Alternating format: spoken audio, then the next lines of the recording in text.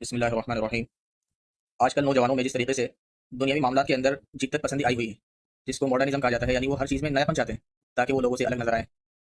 بسم اللہ الرحمن الرحیم۔ اس سے پہلے ویڈیو میں نے آج کل کے جو کچھ نوجوانوں کی نئی فکر بنتی جا رہی ہے اس بارے میں نے ذکر کیا تھا۔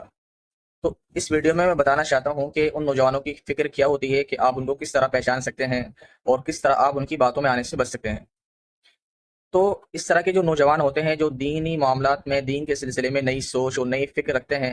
تاکہ وہ دوسروں سے الگ نظر آئیں، یعنی اگرچہ وہ قصداً یہ جان بوجھ کر نہیں کرتے، وہ غیر محسوس طریقے پر کرتے ہیں، لیکن کچھ بعض چیزوں کی وجہ سے ان کی فکر بن جاتی ہے۔ تو ان کی فکر کیا ہوتی ہے؟ ان میں سے نمبر ایک، وہ ان مسائل کے بارے میں گفتگو کرتے ہیں جن مسائل کے بارے میں ابتدا سے لے کر اب تک امت کا اختلاف رہا ہے، یعنی جو اختلافی مسائل ہیں، یعنی جن پر کئی سالوں پہلے گفتگو ہو کر بھی بند ہو چکی ہے، وہ ساری فائلیں کلوز ہو چکی ہیں، وہ چیپٹر کلوز ہو چکا ہے، وہ ان مسائل کو دوبارہ سے سامنے لے کر آتے ہیں اور اس طریقے سے وہ گویا کہ ایک طرح سے دوبارہ امت کے اندر انتشار اور اختلاف پیدا کر دیتے ہیں۔ ان میں سے مثال کے طور پر جیسے جو فروعی مسائل ہیں اس کے اندر بہت سارے سینکڑوں مسائل آتے ہیں، ان میں سے رفع یدین ہے، قرات خلف الامام ہے اور 8 رکعت تراویح ہیں۔ یہ سب فروعی مسائل ہیں اور اس میں اختلاف ابتدا سے چلا آ رہا ہے، تو تاکہ وہ لوگوں سے الگ نظر آئیں تو وہ ان میں سے ان چند رائے کو وہ لے لیتے ہیں۔ اور دوسری چیز ہے حضرت معاویہ رضی اللہ تعالیٰ عنہ، علی رضی اللہ تعالیٰ عنہ کی جو جنگ ہوئی ہے، حالانکہ صحابہ کا معاملہ ہے، اس بارے میں ہمارے لیے بولنا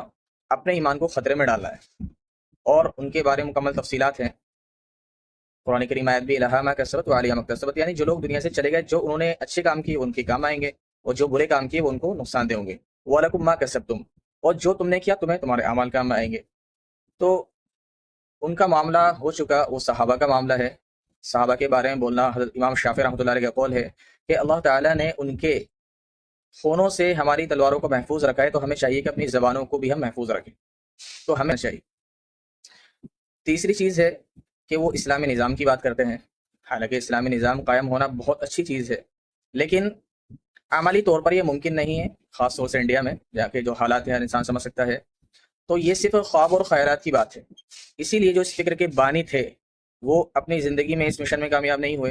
اور جو اس فکر اور سوچ کو رکھنے والے جو لوگ آج کے دور میں اس دور سے آج تک موجود ہیں، کوئی آپ کو کوئی ایک مثال ایسی نہیں ملے گی جو اس میں کامیاب ہو گئے۔